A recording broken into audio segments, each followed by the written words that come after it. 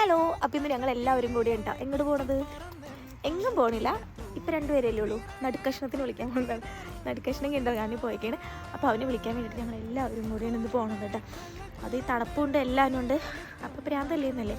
അല്ല, കാരണം എന്താണെന്ന് വെച്ചിട്ടുണ്ടെങ്കിൽ ചെറുത് കിടന്ന് ഉറങ്ങിയില്ല. അല്ലെങ്കിൽ ഞാൻ ചെറുത് കിടന്ന് ഉറങ്ങുന്ന സമയത്ത് പോകുന്നത് ജസ്റ്റ് ഫ്രണ്ടിൽ തന്നെയാണ് വേഗം പോയിട്ട് വരാം. ഇന്ന് കിടന്ന് ഉറങ്ങിയില്ല. അപ്പോൾ അവനെ കൊണ്ടുവരാനുള്ള ടൈമുമായി.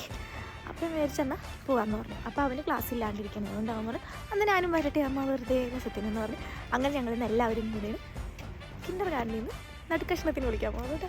അപ്പോൾ എന്തിനാ ഞാൻ ചേട്ടനെയും കൊണ്ട് വന്നതെന്ന് ചോദിച്ചു കഴിഞ്ഞിട്ടുണ്ടെങ്കിൽ കണ്ട ചേട്ടനാവുമ്പോൾ ഈ അനിയനെ നോക്കിക്കോളും. കാരണം ഇത് നോക്ക്, ഒരാൾ ഒരു സെക്കൻഡ് നടന്നു കഴിയുമ്പോഴേക്കും പിന്നെ അതേ മുകളിൽ കയറും.